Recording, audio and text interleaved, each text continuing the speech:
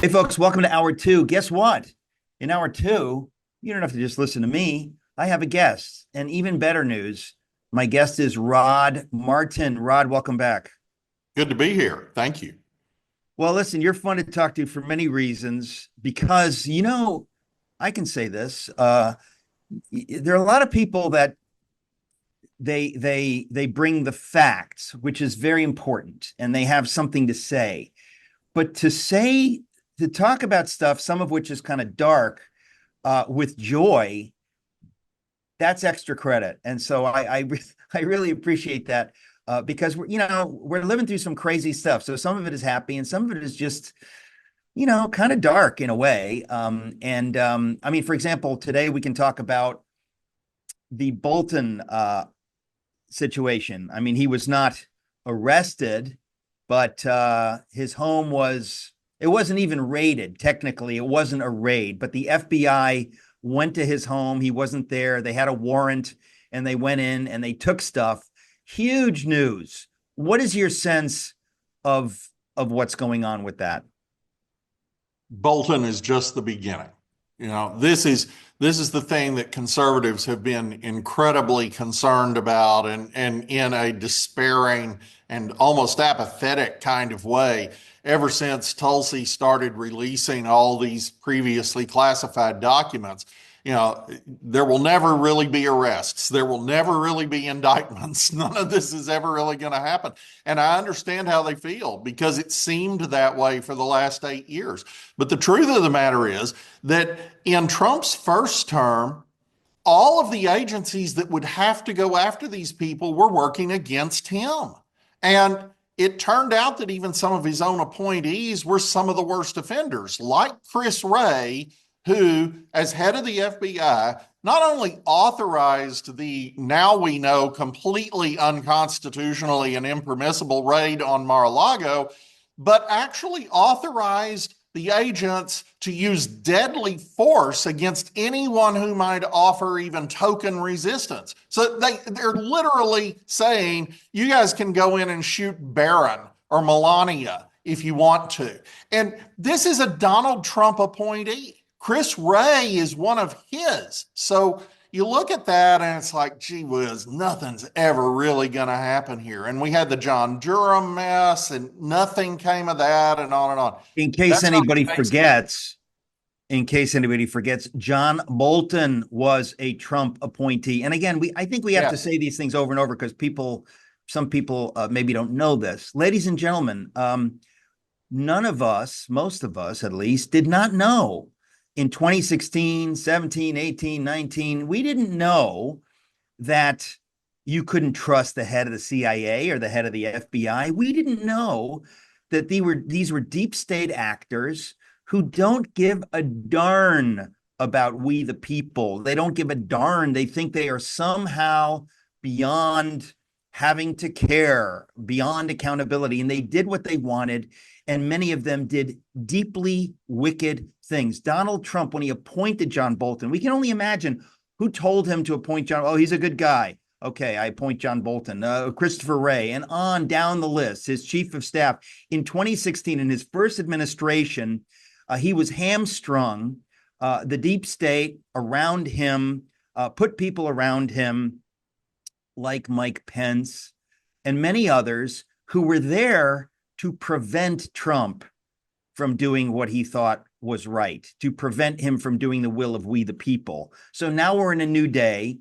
And so it's interesting because I said on X, and I think you agreed with me on X, kind of what you just said, Rod, that this is the grenade. The pin has just been pulled on the grenade.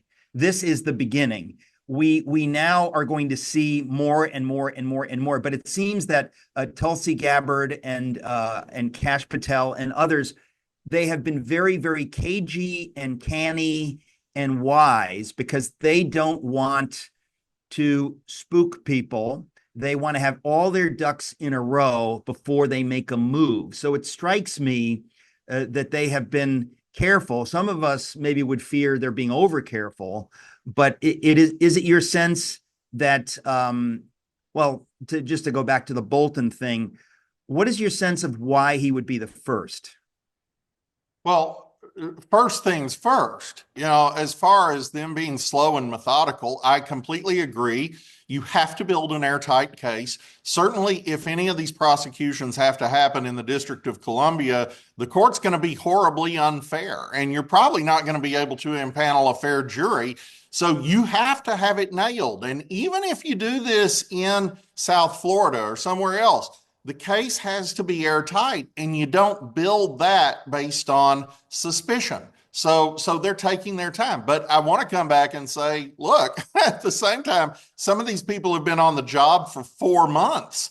This is quick. This is shockingly quick. And they've had to spend quite a bit of that time getting rid of bad deep staters who are actively working against the president's agenda. There are 540 elected officials in the entire federal government. The president gets to appoint about 5,000. The bureaucracy is about 3 million. And the minute you do that, what you get is an enormous number of people who may or may not be partisan, but oh, wait, they're all Democrats. And they generally all have the attitude of, I was here before you came, I will be here after you're gone. And that has been true. So that is your deep state problem.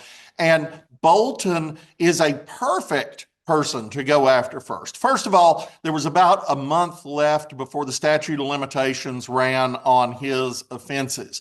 He isn't probably part of the grand conspiracy investigation that Patel and Bongino have launched against the Russiagate conspirators. That probably isn't Bolton's crime. We don't know the full scope of the investigation, but Bolton clearly, just blatantly used classified information to write his hit piece memoir after he got fired by Donald Trump. And he was warned at the time. Fred Fleitz, my friend, who was chief of staff at the National Security Council when Bolton was the national security advisor, warned him in public. There's a good video clip of that I'll probably post tomorrow. This is just blatant. You can't do this. Well, he thought he could because he's part of that uniparty, not necessarily always deep state, but that uniparty beltway establishment that is completely captured by groupthink, is there to protect itself and its own interests. And he thought he could get away with it. He literally thought he was above the law. And all these guys who just spent the last 5 years saying no one is above the law are about to find it out at the tip of the spear. Ask Adam Schiff. Ask Tish James. Well, it is so interesting. Obviously, people who don't care about actual justice have to call this retribution. They don't, they're just throwing terms around because they don't like it, because they're people that they like. What do they have in common with the people that they like? They all hate Donald Trump. So they're not really interested in the facts or the truth or in actual justice. So they call it retribution. And I think we have to push back very, very hard. MSNBC and CNN, they are spending most of their time attacking Donald Trump. For some reason, he's an existential threat to them. And of course he is, praise the Lord, he is, because what they are doing and what they've been saying, they're slowly but surely being called out on it. So I really think that we are living in exciting times, and that the Bolton, whatever's going on with him, is a very, very good sign. And it is a signal to all these other nefarious figures. Listen, you're in trouble, and you didn't think, we would ever get in power and be able to do what justice requires, but we are, and we will, and we've just begun. We'll be right back, folks, talking to Rod Martin. Don't go away.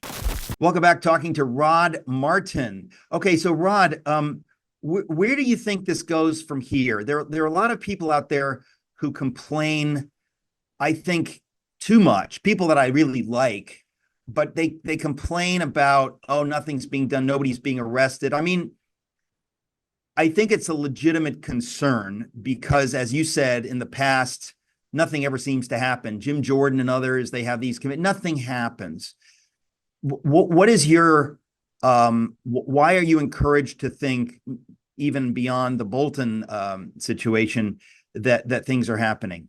Well, first, as to Congress, they simply don't have the power that people would like for them to have. And trust me, if they did have that power, no one would like it. But they don't have the power to arrest people and try and convict them. That's not in their bailiwick. And to the degree that they can do something, they can investigate things, they can shed light on things, they can gather sworn testimony that can be used against the witnesses if they commit perjury, but they have to refer any criminal activity to the Justice Department. And I'm sorry, Joe Biden's Justice Department simply wasn't going to prosecute anybody that a Republican congressional committee wanted prosecuted. That simply wasn't going to happen. By contrast, they were quite happy to send Steve Bannon to jail for 90 days and throw away the key, for contempt of Congress, which nobody had ever been convicted of or punished in the way that Bannon was. So, we've had this two-tier justice system, and if it looks like retribution, it's simply because one side has never faced prosecution. Never. And that's really where the hope lies. This Trump administration is entirely different. Tulsi Gabbard is the director of national intelligence. She was personally targeted by the Biden people. She was on a no-fly list. You've got Kash Patel, who wrote an entire book on all of the people in the grand conspiracy. He's now investigating. You've got Dan Bongino. Dan doesn't need the money. He's not there to get rich. He's not there to write his book. These people are committed. Pam Bondi's committed. She was a great AG here in Florida. And these people mean to go clean house. This is why the Democrats are freaking out, but they are only at the very beginning of that. There will be arrests as soon as these cases are made, and these cases are going to mostly fall, maybe not John Bolton's, but most of these are going to fall under that grand conspiracy label that Kash Patel has put on it, because what it does is if you go at it that way, all of the conspirators are part of the same ongoing crime, which completely eliminates your statute of limitations problem. The statute of limitations is run on Hillary's homebrew server. Those things are gone. But wait, not if she's part of an ongoing conspiracy, or at least one that continued into pretty recently. That also gives you the opportunity to try them in a venue other than Washington, D.C., because material aspects of the conspiracy took place, for example, in South Florida. Are we necessarily going to get a fair trial in South Florida? No, you can't count on anything in life. This is not heaven. But do you have a better chance? Absolutely. And my guess is we would impanel a fair jury and we'd get a fair judge and we'd have a real shot. So these people are in trouble. When we think about a former First Lady and Secretary of State like Hillary Clinton, when we think about a two-term president like Barack Obama, it is hard for most of us to conceive of them paying the price they should pay if they actually did what they seem to have done. What is your sense of this? Because I think, nobody, I think precedents can be broken. Do you think we're on the verge of these kinds of precedents being broken? In 2016, Donald Trump made the decision graciously, overly graciously, as we now know, to let Hillary Clinton skate. He's been asked about that, and it seems that he is a very different person now and that he feels that justice must be done. What is your sense of what could happen with a Hillary Clinton, with a Barack Obama?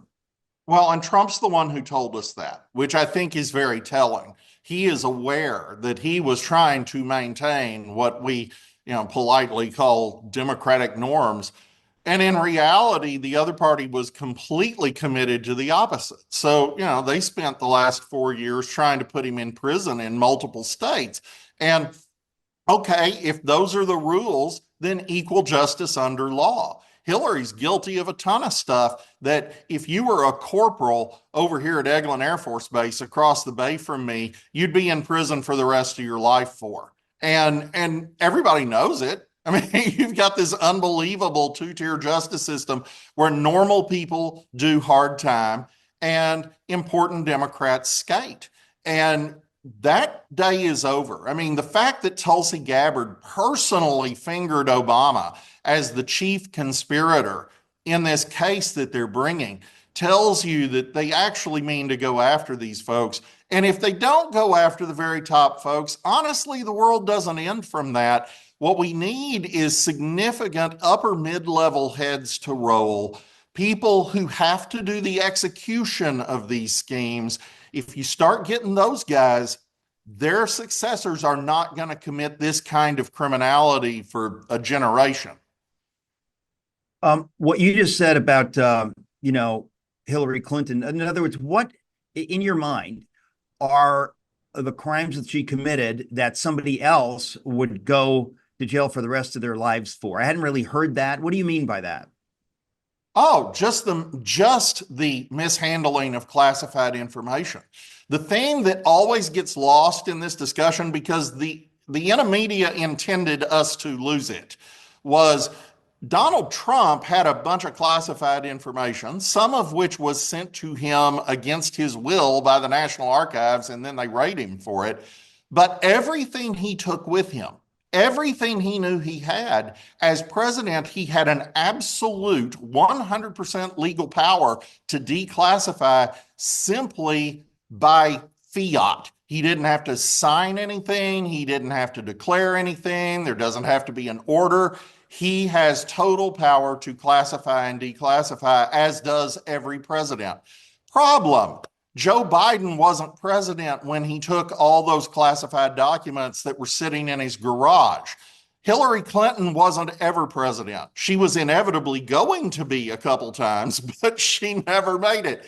And Barack Obama arguably has some protection on some of these things, but the grand conspiracy charge doesn't necessarily protect him, because if you go at it that way, that isn't an official act. And there is definitely a case to be made that he does not qualify for the presidential immunity that the Supreme Court just established. So all these people are vulnerable, and they're vulnerable in a way that no one's ever been before, because Democrats selectively enforced this against Republicans. Republicans never enforced any of this against Democrats.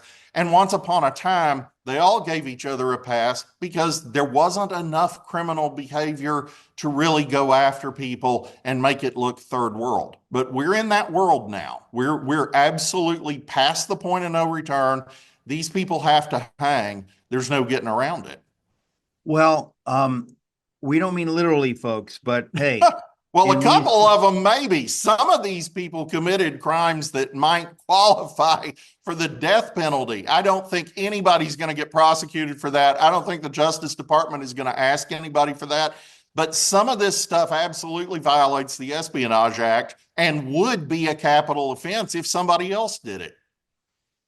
Well, if that's true, Rod, then, what's fair is fair. Now, that's a chilling thing, but I think we ought at least to be talking about this. We're talking about it here, but I mean, just generally in the cultural conversation. What amazes me is that these people are on TV. Last night, Adam Schiff was talking, I think, on MSNBC. Some of these people, is it your sense that they fear what is coming? I think they have to. And Schiff, of course, has launched a legal defense fund. I'm not sure I've ever seen anybody launch a legal defense fund for their mortgage fraud before, but okay, whatever. Tish James is going to need to do the same thing. A bunch of these people, including now a Federal Reserve governor, it turns out, are being referred to the Justice Department by the federal mortgage lenders, because they've just blatantly done something that would send you and me to prison. And look, you can't fool a bank. I mean, you really can't. They're going to do their own appraisals. That kind of thing is true. But what you can do is you can lie to them on a federal form. And if you claim a house as your primary residence to get a cheaper interest rate, you're defrauding the public, you're You've committed defrauding a the bank, you're crime, ladies defrauding and the federal gentlemen. government. And committing crimes, as far as I know, is illegal. We'll be right back. Welcome back. I'm talking to Rod Martin about the news of the day.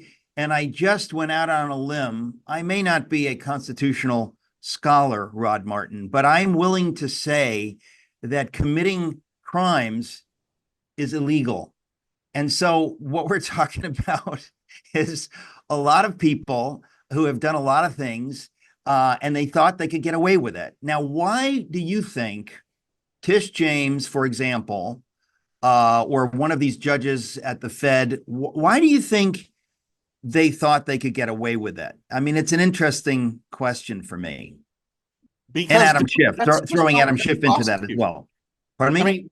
I mean, Democrats just don't get prosecuted. Tish James was down at the White House coordinating her persecution of Donald Trump with the Biden team.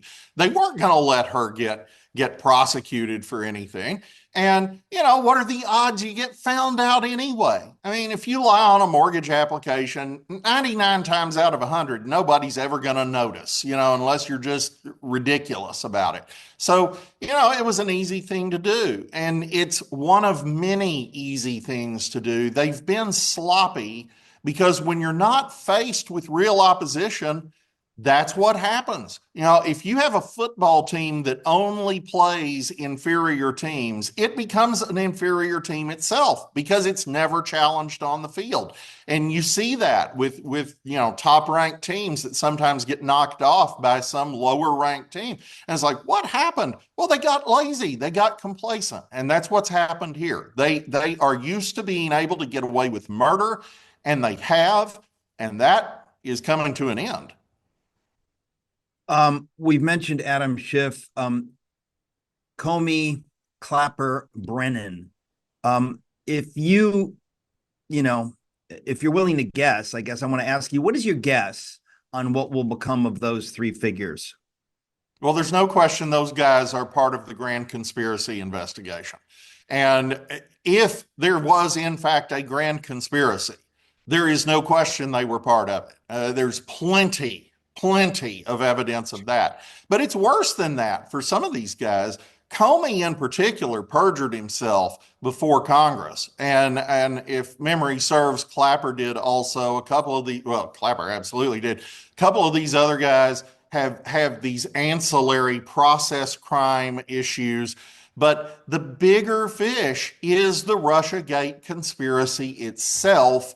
It was cooked up in the Oval Office. It was led by Barack Obama. They created whole. They manufactured a fake intelligence community assessment and lied to the public for all these years, claiming that all 18 intelligence agencies agreed. No, they didn't. It was a lie. It was entirely this group of conspirators at the top, and they are going to see their day in court. I'm convinced of it. I don't think Pam Bondi's going to let them go. Well, one of the things that fascinates me, I keep hearing people say, like, this is bigger than Watergate. And I want to laugh.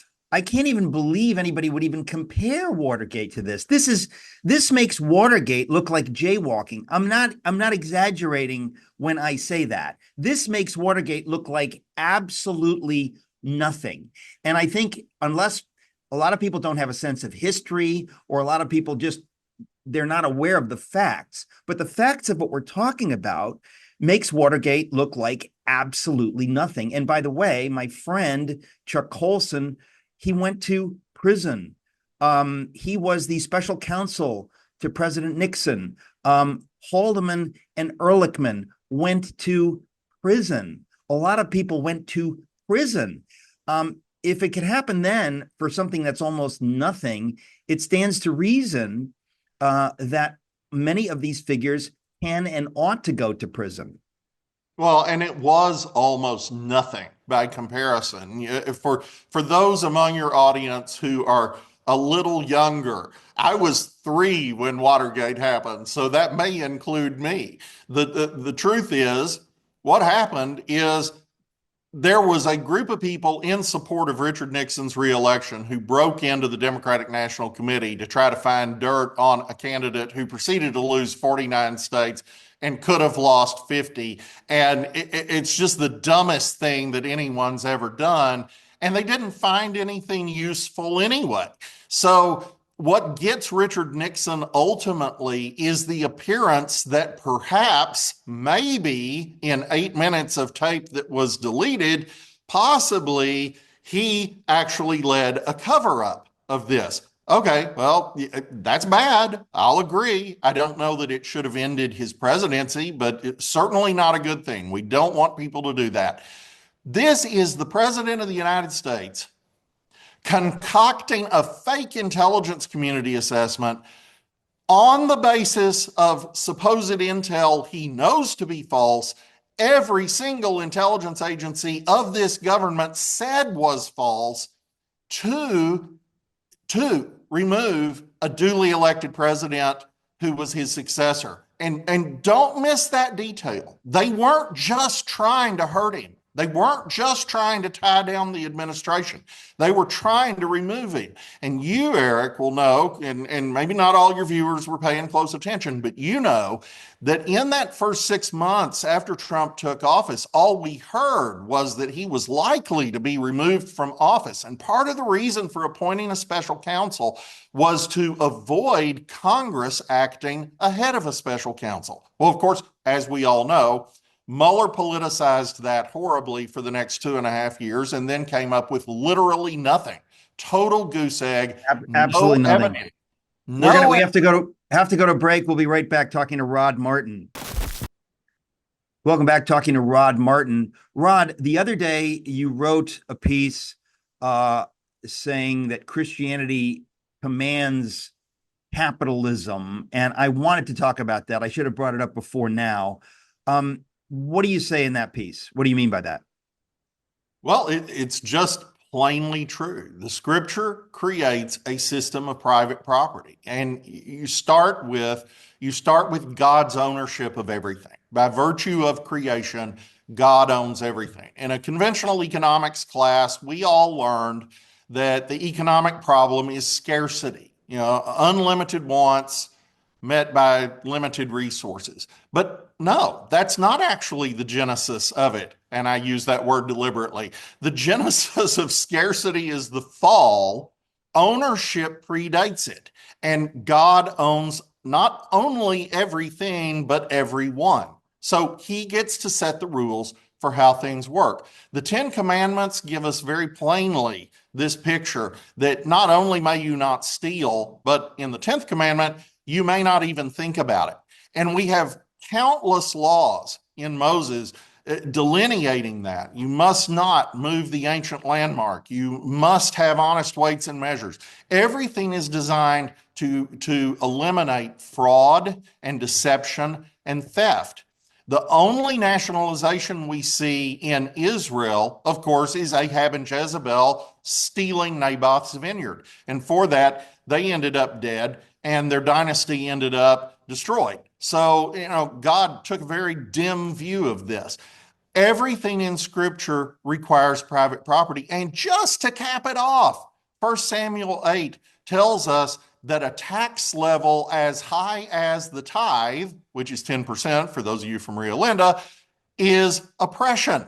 So, okay, we have a system where you have a small government, you have an empowered populace, and they have resources that are delegated to them by the ultimate owner, God, and are expected to produce a good result, as we see in Jesus's parables of the talents and the minas.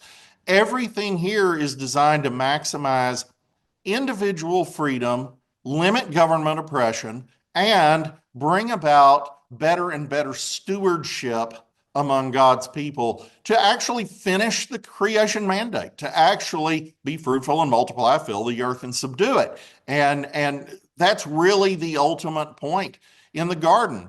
God gives Adam work well before there's a fall, and He gives him the garden not as a museum, but as a template. If you have that much multiplication, you're going to necessarily have to spread outside the garden. And Adam's task is to make the world like the garden. That's what we're doing, and that's what we're going to see ultimately, because we see it in Revelation 21. The New Jerusalem descending out of heaven is filled with all the symbolism of Eden. The only real difference is population. A huge, huge number of people, the redeemed of Christ. So yes, Christianity has established what we only in modern times call capitalism as the rules for how we are to treat God's property. And I do not have the right to take what belongs to someone else because it was given to him by God, in much the same way that I am not permitted to take someone else's life because he was made in the image of God. Well, it's so interesting that, we now have leading the race for mayor in New York, somebody who's essentially a communist who believes in, what do we call it? Theft, right? That there are people who have some stuff, we're going to take it away from them and we're going to redistribute it as we see fit. That's called theft. We have had in America a system where you can't do that. But it's amazing that there's so many people that they know so little about how things work that they think, well, that sounds fair. Steal from the rich, give to the poor. What's wrong with that? Some people even think it's Christian. Obviously, well, maybe not so obviously, but it is not Christian. It is wrong. And God has established these ways of doing things. One of the things that I think about a lot is how God works through history and how God's way of doing things, it takes centuries, even millennia, before we get Luther, before we get religious liberty, before we get the idea of liberty to produce a country like the United States of America. These things take time, but that it seems to be the Lord's ultimate plan. Why he decides to let it go through history and he doesn't just kind of make it happen is another story. But capitalism, and when we say capitalism, we mean virtuous capitalism. We mean good capitalism. We don't mean crony capitalism or whatever. We don't mean an abuse of capitalism. We mean the good thing that you were talking about. It does seem that is the Lord's plan to bless people. Well, it's the golden rule. I can't make a penny in what I do unless I solve someone else's problem. And that's what we did at PayPal. When we went from 0 to 25 million customers in 2.5 years, we solved an acute problem that millions of people had, and we took a very tiny amount of money from them. And collectively, that added up to 10 figures and more. So everything in a free system depends on solving someone else's problem. And this is the genius of the system. God has arranged things such that even completely selfish and sinful motives lead you, as long as you're following the rules, in the absence of fraud, in the absence of coercion, which is the essence of a socialist system. In the absence of those things, I can never make a dime without solving your problem first. And not only that, but you're free to reject my solution. That's liberty. That's the brilliance of the American system, but it's also the brilliance of God to cause even his enemies to follow the golden rule. It's interesting. I'm writing a book now about the American Revolution, and it's so fascinating to me to see, how the Americans understood this. And the British, some of them understood it in the 17th century, but by the time you get into the 18th century, a lot of them forgot this stuff. A lot of them, they weren't interested in what John Locke had to say. And so it's fascinating to me how these ideas work their way through history, that because of the British Constitution, because of John Locke, because a lot of figures in 17th century England, you eventually get people understanding this, but it kind of leaps over to the United States, where we have kind of carried the torch for this. Folks, when we come back, I'll continue my conversation with Rod Martin. Welcome back, talking to Rod Martin. Folks, I forgot to say, please subscribe to my YouTube channel, Eric Metaxas, so you can watch these videos because you have no idea what you're missing. We're doing all kinds of stuff with our hands. You're missing it. Okay, so Rod, I was just saying that it's fascinating to me as I've done my research on the American Revolution, how these beautiful ideas, which are fundamentally biblical ideas, they work their way into English law, into the British Constitution in the latter part of the 17th century. Um, but it seems like America grabbed that torch, and that what we have here is the continuation of that. They pretty much dropped it there, or at least they didn't seem to believe in it the way we do. And now in England, they don't seem to believe in free speech. All these things that we ultimately got from them, they no longer believe in. I'm hopeful that a Nigel Farage government will reestablish some of these liberties. But yeah, you're exactly right. And there's a very specific reason for it. The First Great Awakening transformed America. And that's just a generation back from the American Revolution. So even the guys like Jefferson, who clearly weren't Christian, were marinated in Christian thought in a way that was no longer the case in Great Britain in the era of Adam Smith and David Hume. So you have this very Enlightenment humanist approach to these matters in Great Britain, and you see it in the Wealth of Nations, you see it in the Theory of Moral Sentiments for that matter, but in America, you see, and I want you to check this out, it'll be good for your book, my 4th of July article at rodmartin.org, The Christian Worldview of Life, Liberty, and the Pursuit of Happiness. Even in the Declaration, drafted by an unbeliever, there is an expression of Christian faith and Christian principle that's extraordinary and that you simply wouldn't have gotten in England, even though it was largely nominally Christian. And there were a lot of faithful people in England at that time, but they had moved on into the Enlightenment. And America was certainly influenced by the Enlightenment, but it was even more influenced by the Christian revival of the prior generation. Well, I mean, I would say that the Enlightenment came out of the Christian faith, and like many things, it goes wobbly. But Yes. many of the Enlightenment ideas come from Christian faith. And people say, well, that's the Enlightenment. It's the Enlightenment. Well, every good idea ultimately comes back from God. And even in history, you can trace every good idea, the scientific revolution, all of this stuff comes from Christian faith. But then eventually they take a left turn and other people don't. And you're quite right that thanks to George Whitefield and the Great Awakening, we in the 13 colonies were marinated in these ideas, so that all kinds of people that, even though they were not explicitly theologically orthodox Christians, they had that view. There was no way around it. It was a culture of virtue in the 13 colonies. It's an amazing thing to see the culture of virtue that suffused life in the 13 colonies. You see that obviously in George Washington's life. So it really is, it is amazing, amazing stuff. So good to have you for this hour, Rod. How can people find you? Where can people find you online? Come to rodmartin.org. We publish important geopolitical analysis every single day, suffused with a Christian worldview. So occasionally you do get an article like Christianity Commands Capitalism. And also on X, at Rod D. Martin. We've got 273,000 followers and rising fast. You're ahead of me, Rod. I need to hitch my wagon. No, you're like just ahead of me. That's kind of funny. That's kind of funny. I gotta say, I love your stuff, and I follow you on X and elsewhere. And just great to have you here. And we'll have you back. Thanks so much. Thank you.